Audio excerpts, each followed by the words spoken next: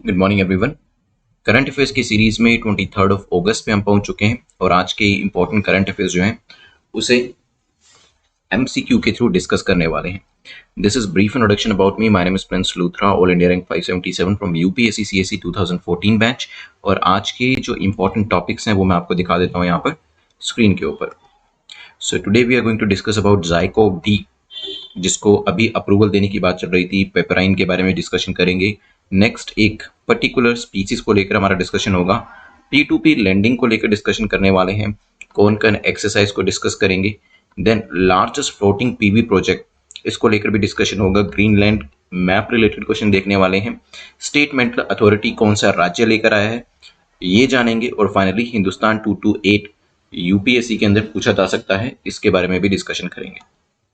चलिए जल्दी से अपने टारगेट को सेट करें। 6 मार्क्स जो हैं वो कट ऑफ रखी गई है, तो कोशिश करिएगा 6 या 6 से ज़्यादा स्कोर करने की। और 6 से कम भी स्कोर आएगा तो भी कोई बात नहीं, अपनी मिस्टेक्स को समझकर उसे करेक्ट करने की कोशिश करिएगा ताकि फ्यूचर में उस तरीके की गलतियां आपसे ना हो। जो लोग 50 डेज की सीरीज या 100 डेज की सीरीज सब्सक्राइब करना चाहते हैं या फिर कोई फ्री सीरीज भी चाहते हैं, exam.netmook.com पर जाकर रजिस्टर कर सकते हैं। यहाँ पर आपको paid as well as free series जो है वो मिल जाती है, जो आपको एग्जाम को क्रैक करने में काफी हेल्प करेंगे। फर्स्ट क्वेश्चन पे चलते हैं। First question is about ZyCoV D. पूछा गया ज़ाइकोव डी को लेकर बताएं कौन सी स्टेटमेंट आपकी करेक्ट है, कौन सा कथन आपका सही है। First statement says it is India's indigenous vaccine. तो ये इंडिया की इंडिजिनस वैक्सीन होने वाली है। ये एक स्टेटमेंट सही हो सकती है, गलत भी हो सकती है। It is world's first DNA based vaccine. ये दुनिया की पहली डीएनए बेस्ड वैक्सीन है, ये भी पॉसिबल है। Third is it will suitable only for kids, sorry adults. तो ये जो है सूटेबल किसके लिए होने वाली है, सिर्फ एडल्ट्स के लिए। बेसिकली कहा जा रहा है कि किड्स के लिए ये जो है सूटेबल नहीं होगी। टाइम पीरियड में शुरू कर देता हूं आपका, आप विद इन 10 सेकंड्स में इसको आंसर देने की कोशिश करिएगा। रिसेंटली जाइडस कैडिला जो है उसे अप्रूवल मिला है इमरजेंसी यूज के लिए, तो इसे कहा जाता है EUA, इमरजेंसी यूज ऑथराइजेशन जो है उसे अभी मिला है। और ये जो ऑथराइजेशन दिया जाता है किसके द्वारा दिया जाता है, DCGI के द्वारा, drug controller general of India के द्वारा ये अप्रूवल दिया गया है। It is going to be the world's first and India's indigenous developed DNA based vaccine. तो ये क्या है, ये दुनिया की पहली और इंडिया की इंडिजिनस वैक्सीन होने वाली है, ध्यान रखिएगा। साथ ही साथ कोविड-19 के केसेस में इमरजेंसी पर्पज के लिए इसका इस्तेमाल किया जाएगा। अब इसमें जो यूनिक बात है वो ये है कि इसको बच्चों के लिए और एडल्ट्स दोनों के लिए ही यूज किया जा सकता है, जिसमें 12 साल या इससे ज्यादा आयु के जो बच्चे होते हैं वहां पर इसका इस्तेमाल किया जा सकता है। इसी वजह से पहली जो 2 स्टेटमेंट्स है वो तो ठीक हो जाती है, लेकिन तीसरी स्टेटमेंट आपकी इनकरेक्ट है। हेंस आंसर आपका क्या हो जाएगा, A will be the correct answer. ये जो है डिपार्टमेंट ऑफ बायोटेक्नोलॉजी जो है उनके साथ पार्टनरशिप करी गई, गवर्नमेंट ऑफ इंडिया की जो डिपार्टमेंट है, मिशन कोविड सुरक्षा के अंतर्गत इसे बनाया गया है, जिसमें बायराग जो है उसका भी रोल रहा और यहाँ पर जो कंपनी है उसका भी रोल रहा। Zycov D has been supported under कोविड-19 research consortia through national biopharma mission. ठीक है, तो उसके थ्रू इसको लेकर आया गया है। चलते हैं नेक्स्ट क्वेश्चन के ऊपर, ज़ाइकोव डी से आगे बढ़ते हुए। नेक्स्ट टॉपिक जो है वो एक मॉलिक्यूल को लेकर है। पूछा गया एक मॉलिक्यूल है जिसका नाम है पेपराइन, या फिर इसे पाइपराइन भी कह सकते हैं। रिसेंटली न्यूज में था, किस पर्टिकुलर प्रोडक्ट में ये आपको देखने को मिलता है, टर्मरिक के अंदर, क्लोव्स के अंदर, गार्लिक में, या फिर none of the above. Time period शुरू कर देता हूँ, सोचिए इसके बारे में। एवरी किचन में आपको ये चीज जो है वो मिलेगी, ये आपका हिंट है। सोचिएगा इसके बारे में, ऐसी कौन सी चीज है जो आपको किचन के अंदर मिलती ही मिलती है। क्या वो गार्लिक है, क्लोव्स है, टर्मरिक है, या फिर इसमें से ऐसा कुछ भी नहीं है, कोई और ही प्रोडक्ट है जहां पर आपको पाइपराइन मिलेगा। So basically every kitchen in India, आप जानते हैं कि टर्मरिक जो हल्दी होती है वो हमारी मील्स में, हमारे खाने में, जो लंच डिनर में हम जो चीजें खाते हैं, सब्जी बनाते हैं, उसमें हल्दी का इस्तेमाल जरूर करते हैं। जो आपका मॉलिक्यूल पाइपराइन है ये भी अभी न्यूज में था और ये हल्दी के अंदर पाया जाता है।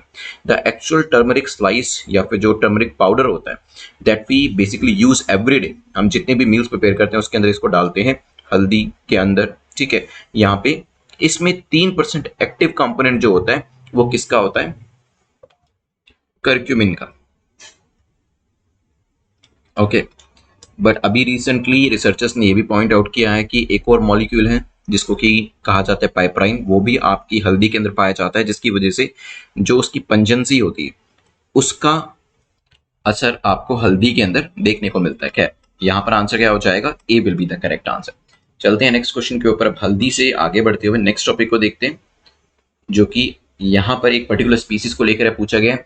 आपका एसिटा बुलेरिया जलकन याके आर रिसेंटली फाउंड इन, ये पर्टिकुलर स्पीसीज है। किस चीज की स्पीसीज है वो भी बताऊंगा, लेकिन ये कहाँ पर पाई गई है? अंडमान निकोबार में, लक्षद्वीप में, केरला या फिर तमिलनाडु के अंदर। टाइम पीरियड शुरू कर देता हूँ, आप इसका आंसर करिएगा। काफी सारे मरीन बायोलॉजिस्ट थे सेंट्रल यूनिवर्सिटी ऑफ पंजाब से, उन्होंने एक डिस्कवर किया एक नई तरीके की स्पीसीज का, और मरीन ग्रीन एल्गे इसे कहा गया अंडमान निकोबार के अंदर। So correct answer will be A. A यहाँ पर करेक्ट आंसर हो जाएगा। और यहाँ पे जो जल कन्याका है, ये एक संस्कृत लिटरली शब्द है जिसका मतलब होता है मरमेड। एक मेरे स्टूडेंट है अमन, उन्होंने भी ये चीज बताई थी कि इसका मतलब होता है मरमेड, या फिर आप इसे ओशन की गॉडेस भी कह सकते हैं। क्या कह सकते हैं? Goddess of ocean. ठीक है। So the scientist say they were influenced by the fictional character little mermaid in the fairy tale. Little mermaid जो सीरियल था वहां से जो इंस्पिरेशन है वो आया, और उसके बाद जो नाम है इस स्पीसीज को दिया गया। ठीक है। इसी वजह से जो एसेटा बुलेरिया है, इसका सेकंड वर्ड जो है, इसका मतलब आपका है गॉडेस ऑफ ओशन या फिर मर्मेड आप इसे कह सकते हैं। आंसर क्या हो जाएगा? A will be the correct answer. कुछ इस तरीके से दिखता है। चलते हैं यहां से आगे बढ़ते हुए नेक्स्ट टॉपिक के ऊपर, विच इज क्वेश्चन नंबर 4, जो कि P2P लेंडिंग को लेकर है। पूछा गया P2P लेंडिंग को लेकर बताएं कौन सी स्टेटमेंट आपकी ठीक है। पहली स्टेटमेंट कहती है यूजर्स जो हैं जिनके पास पैसा होता है, आइडली पड़ा होता है, वो लोन्स दे सकते हैं पोटेंशियल बोरोवर्स को। फॉर एग्जांपल, जैसे मेरे एक स्टूडेंट है जिनका नाम है सुमित, और मेरे एक स्टूडेंट है जिनका नाम है भरत। अब मान लीजिए सुमित भरत को पैसा देना चाहते हैं। फॉर एग्जाम्पल, सुमित के पास मान लीजिए कि 10 लाख रुपीज पड़े हैं, और भरत मेरे एक स्टूडेंट है, उत्कर्ष मेरे एक स्टूडेंट है, अमन मेरे एक स्टूडेंट है। और यहाँ पे क्या होता है, भरत को 1 लाख रुपए की जरूरत है, उत्कर्ष को 2 लाख रुपए की जरूरत है, और अमन को 3 लाख रुपए की जरूरत है। अब यहाँ पे सुमित के पास 10 लाख रुपीज एक्स्ट्रा है, तो सुमित इस तरीके से, क्योंकि सुमित के पास ये जो पैसा आइडियल पड़ा है उसका कोई इस्तेमाल नहीं हो रहा है, तो वो आगे दे सकते हैं। ऐसा P2P लेंडिंग के बारे में बताया जा रहा है, हो सकता है। CRED has tied up with RBI approved non banking finance companies liquid loans. तो यहाँ पर जो क्रेड है वो किससे टाइड अप कर रहा है? किससे टाइड अप नहीं कर रहा है? RBI से अप्रूव हुई NBFC से। 2017 के अंदर RBI जो है उन्होंने क्या किया था, इस सर्विस को अपने रेगुलेटरी परव्यू में लिया था। यहाँ पे 10 सेकंड्स में शुरू कर देता हूँ, लेकिन मैं आपको कहूंगा कि आप तीनों स्टेटमेंट्स को एक दूसरे के साथ इंटीग्रेट करके पढ़िएगा, तो आपको चीजें और भी आसानी से समझ में आएंगी। क्योंकि कहीं ना कहीं पहली स्टेटमेंट आपको दिखाई देगी कि दोनों स्टेटमेंट सेकंड और थर्ड जो है उसको सर्टिफाई, उसको जस्टिफाई करती हुई दिखाई देंगी कि हाँ, पहली स्टेटमेंट जो है वो कहीं ना कहीं ठीक है, क्योंकि कहीं ना कहीं सेकंड और थर्ड स्टेटमेंट में कहा जा रहा है कि उसको लेकर बातचीत करी जा रही है। फॉर एग्जाम्पल्स, यूजर जो है आइडल मनी के ऊपर बैठे, मैंने आपको सुमित और भरत का एग्जांपल दिया, उत्कर्ष का एग्जांपल दिया, अमन का, तो वहीं से आपको समझ में आ जाना चाहिए था कि हाँ, इसके अंदर अगर आपके पास पैसा एक्स्ट्रा पड़ा है उसको आप दे सकते हैं दूसरे लोगों को। अभी तक क्या होता है, यूजुअली हम इसके बारे में नहीं सोचते हैं, क्योंकि ये एक ऐसा बिजनेस होता है जिसमें हमें लगता है कि हमारा पैसा शायद डूब जाए। लेकिन अगर इसको एक सही तरीके से किया जाए, क्योंकि बीच में आप कौन आ गया, क्रेड। क्रेड आपने देखा होगा, अगर आप जाकर देखेंगे एप्लीकेशन है प्ले स्टोर के ऊपर भी, क्रेड इज एन एप्लीकेशन जो कि आपके क्रेडिट कार्ड की पेमेंट करते हैं जब आप इनके थ्रू, तो आपको कुछ पॉइंट्स देती है। ठीक है, और उन पॉइंट्स को आप बेसिकली यूज कर सकते हैं। तो CRED basically is a startup, और अभी ये स्टार्टअप क्या कर रहा है, ये अपने आप को एक्सपेंड करने के लिए फैसिलिटी जो है लोगों को प्रोवाइड कर रहा है। क्योंकि काफी सारे लोगों ने क्रेड को हो सकता है यूज किया भी हो आप में से। अगर आपने क्रेड को यूज किया तो कमेंट सेक्शन में बताइएगा। मुझे भी रिसेंटली इसके बारे में पता चला, कुछ शायद 2-3 महीने पहले, और मैंने भी इनकी फैसिलिटी को यूज किया तो काफी अच्छी लगी मुझे। लेकिन हाँ, वो एक ऐसी फैसिलिटी है शायद उसको ज्यादा लोग इस्तेमाल ना करें, लेकिन ये जो चीज इन्होंने करी है इससे इनका यूजर बेस हो सकता है काफी ज्यादा बढ़ जाए। लेकिन हम सिर्फ यूपीएससी के तरीके से कैसे फायदेमंद है वही चीज देखेंगे। तो हाँ, यहाँ पर आम व्यक्ति जो अभी तक किसी को लोन देने के बारे में सोचता भी नहीं था, क्योंकि उसको लगता था कि शायद उसका पैसा मर जाए और बाद में फिर वो पैसा उसको नहीं निकलवा पाएगा, इसलिए वो क्या करता था, वो इंटरेस्ट के बारे में सोचता ही नहीं था।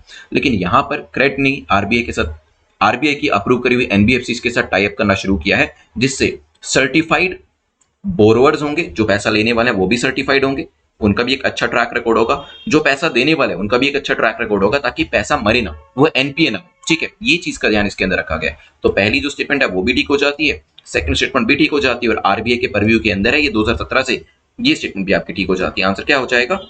D will be the correct answer. तो फिनटेक प्लेटफॉर्म क्रेड जो है उसने अनाउंस किया है कि हम पीयर टू पीयर, P2P का क्या मतलब होता है, पीयर टू पीयर, मतलब जो व्यक्ति टू व्यक्ति आप कह सकते हैं, इंडिविजुअल टू इंडिविजुअल कह सकते हैं, ये सर्विस शुरू करेंगे। Service that will allow the companies users to lend money to other users तो अगर आप एक यूजर हैं इस एप्लीकेशन के तो आप पैसा दे पाएंगे, कोई और व्यक्ति जो इसका यूजर है वो पैसा ले पाएगा, और ये दिया जाएगा 9% पर एनम के ऊपर। ठीक है, तो 9% रेट ऑफ इंटरेस्ट पे ये पैसा दिया जाएगा। रेट ऑफ इंटरेस्ट का जो पैसा आता है वो आपको मिलेगा, और हो सकता है उसका एक पोर्शन जो है कंपनी भी डेफिनेटली अपने लिए रखेगी। चलते हैं नेक्स्ट क्वेश्चन के ऊपर।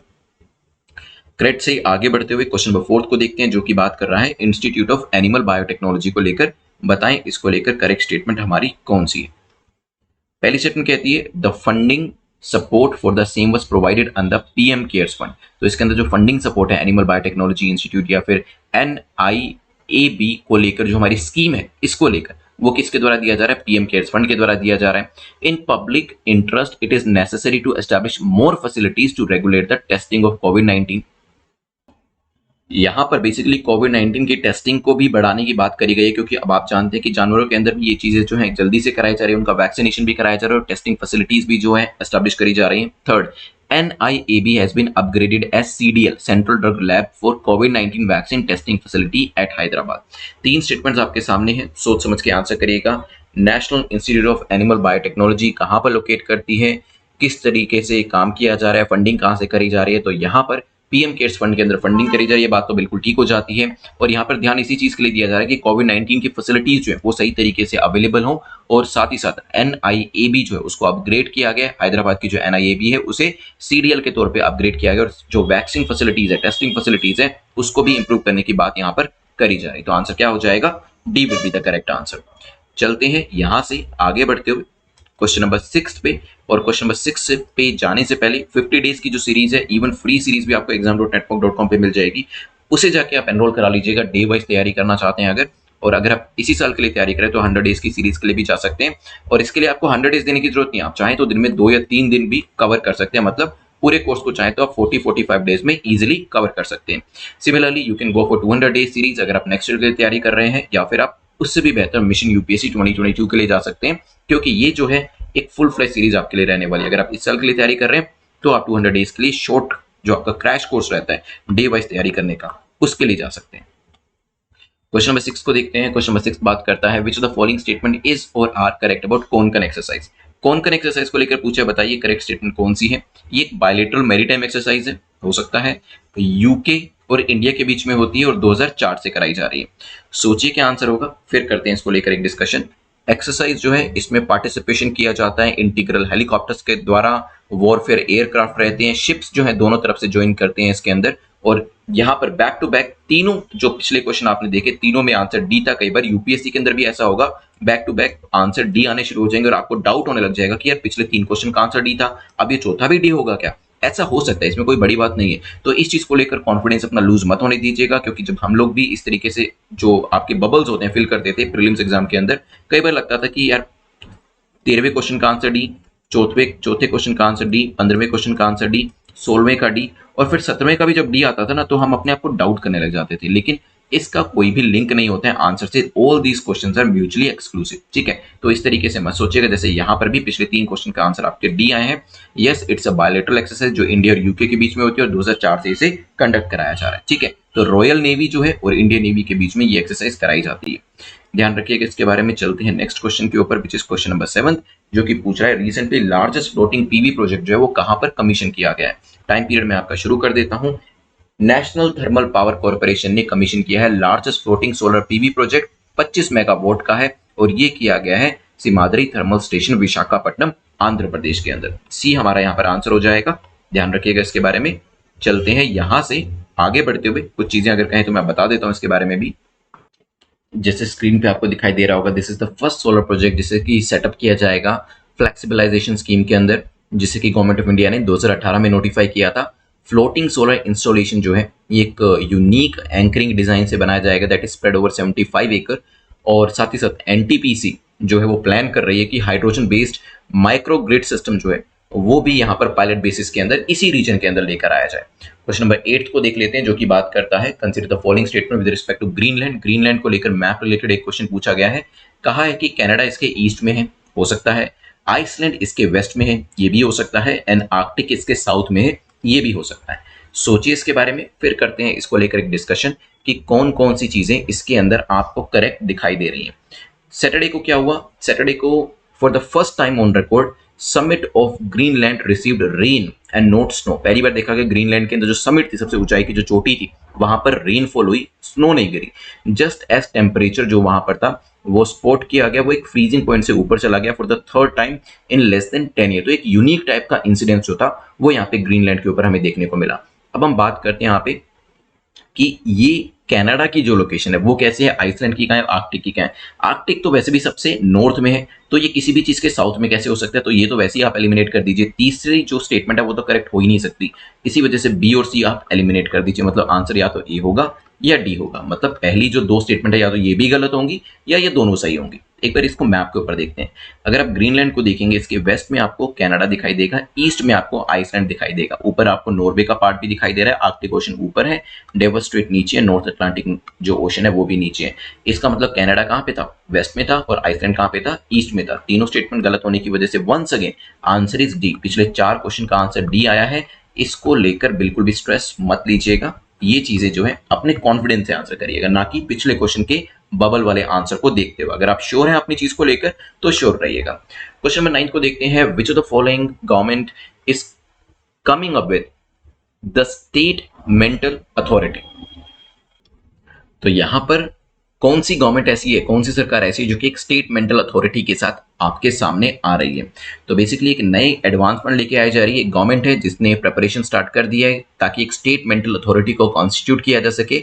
इसे बेसिकली जो आपकी बसवराज बोम्मई लेड कैबिनेट थी अगस्त 19 को, उन्होंने यहाँ पर इसको ओवरसी किया, और इसकी टाइमली डिलीवरी की जो बात थी वो भी यहाँ पर करी गई कि जो सिटीजन्स हैं उनकी हेल्थ केयर को ध्यान में रखते हुए ये हेल्थ केयर सर्विस को प्रोवाइड करना काफी जरूरी है, और इसी वजह से स्टेट मेंटल अथॉरिटी को प्रोवाइड करने की बात करी गई कर्नाटका गवर्नमेंट के द्वारा। तो आंसर क्या हो जाएगा, B will be the correct answer. Straight away ये क्वेश्चन पूछा जा सकता है, तो ध्यान रखिएगा। आज के हम लास्ट क्वेश्चन के ऊपर चलते हैं। लास्ट क्वेश्चन जो है वो पूछ रहा है हिंदुस्तान 228 क्या है। क्या ये कोई फाइटर एयरक्राफ्ट है, कोई टैंक है, कोई ट्रांसपोर्ट एयरक्राफ्ट है, या फिर कोई क्रूज मिसाइल है।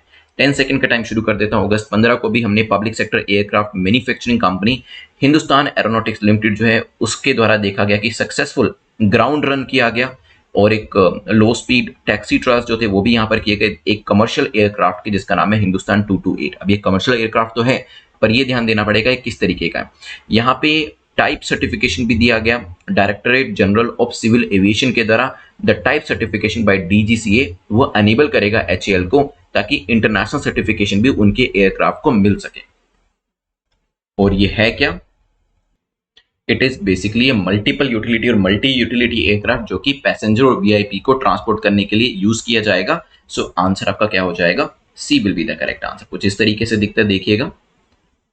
चलिए, तो यहाँ पर वीडियो को लाइक और शेयर जरूर करिएगा। जल्दी से हम 2 मिनट के अंदर पूरे लेक्चर को रिवाइज करते हैं, बिकॉज जानते हैं कि 2 मिनट की जो इन्वेस्टमेंट है उससे आपको कितना ज्यादा फायदा होता है। यहाँ पर जैसे जैसे स्लाइड्स आपके सामने आएंगी, ट्राई टू आंसर, और जो क्वेश्चन मैं आपसे पूछूंगा उसको भी आंसर करने की कोशिश यहाँ पे जरूर करिएगा। ज़ाइकोव-डी को बनाने वाली कंपनी का नाम मुझे कमेंट सेक्शन के अंदर बताएं। ये एक इंडिजिनस वैक्सीन है, पहली दुनिया की DNA बेस्ड वैक्सीन है, और साथ ही साथ ये बच्चों के लिए भी और एडल्ट्स दोनों के लिए ही काफी ज्यादा फायदेमंद होने वाली है। ठीक है, ये चीज काफी इंपॉर्टेंट है इसके अंदर। The second thing is molecule के बारे में पूछा था, जाइडस कैडिला के द्वारा बनाया गया, ये भी ध्यान रखिएगा। मॉलिक्यूल पाइपरीन जो है ये किसके अंदर पाया जाता है, so correct answer was turmeric. So ये यहाँ पे करेक्ट आंसर था हमारा। नेक्स्ट क्वेश्चन, क्वेश्चन नंबर 3 के अंदर एसेटेबुलेरिया, ये पर्टिकुलर स्पीसीज जो थी उसके बारे में डिस्कशन किया था। संस्कृत वर्ड जो है, जो आपका जल कनयाका है, वो मतलब उसका होता है मर्मेड, और ये बेसिकली आपकी एक जो स्पीसीज है अंडमान निकोबार से मिली है। इसके बारे में वैसे चीजें हमने कुछ और डिस्कस करी भी हुई हैं, कुछ इस तरीके से दिखती है जैसे कि आप यहाँ पे पिक्चर के अंदर देख सकते हैं। फिर हमने डिस्कशन किया था इसे आगे बढ़ते हुए P2P लेंडिंग कौन सी कंपनी लेकर आ रही है, जिससे कि जो सुमित है वो उनके पास अगर एक्स्ट्रा पैसा है तो वो लोगों को उधार दे सकते हैं, लोन पे दे सकते हैं, और उसमें इंटरेस्ट को अर्न कर सकते हैं। क्रेडिट को लेकर आ रहा है, ये ध्यान रखिएगा। ठीक है, फिर इससे आगे बढ़ते हुए नेक्स्ट क्वेश्चन में हमारा डिस्कशन जो है वो हुआ था national institute of animal biotechnology के द्वारा। फंडिंग जो है यहाँ पर जो पूरे प्रोग्राम की करी जा रही थी PM केयर्स फंड के द्वारा करी जा रही थी, ये यहाँ पर ध्यान रखने वाली चीज थी। देन क्वेश्चन नंबर 6 के अंदर हमने देखा था नेक्स्ट क्वेश्चन को लेकर, जहाँ पे हमारी बात हुई थी कौन कन एक्सरसाइज को लेकर। मैरीटाइम एक्सरसाइज इंडिया किसके साथ करता है, जल्दी से बताएं। 2004 से शुरू करी गई थी, Indian navy and royal British navy जो है इसको कंडक्ट करती हुए आ रही है। PV प्रोजेक्ट्स कहाँ पर लेकर आए गए, लार्जेस्ट फ्लोटिंग PV प्रोजेक्ट जो है आंध्र प्रदेश के अंदर लेकर आया गया, ये ध्यान रखिएगा।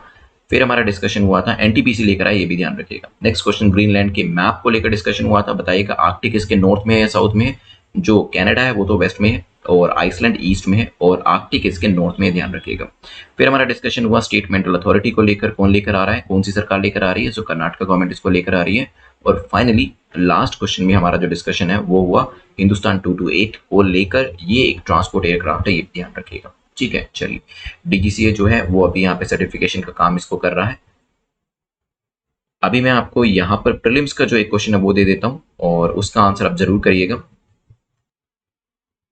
आप जानते हैं कि टाइम एंड अगेन हम काफी सारे मिसाइल्स को लॉन्च करते रहते हैं, तो पटना करके मैंने आपको एक निमोनिक दिया था। ठीक है, तो पटना में सारी मिसाइल्स के नाम हमारे आते हैं, तो पी से कौन सी मिसाइल है, ए से कौन सी है, टी से कौन सी, एन से कौन सी, ए से कौन सी। तो ये 5 मिसाइल्स के नाम मुझे कमेंट सेक्शन में जरूर बताइएगा और अपने मार्क्स को भी कमेंट सेक्शन में जरूर लिखिएगा, जितना भी आपने स्कोर क्यों ना किया हो, because in the coming time, in the coming days and months you will see that your performance will improve. इस लेक्चर की पीडीएफ आपको नीचे टेलीग्राम में लिंक दिया है, वहां से मिल जाएगी।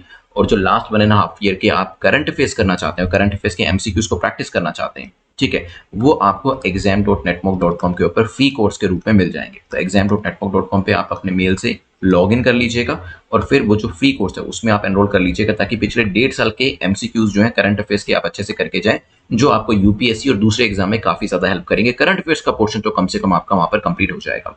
Thanks for watching this video, please do like and share the video, because when you like the video, जो यूट्यूब होता है वो कहीं ना कहीं वीडियो को ज्यादा लोगों तक पहुंचाने की कोशिश करता है। Thanks for watching once again, have a nice day, take care, good bye.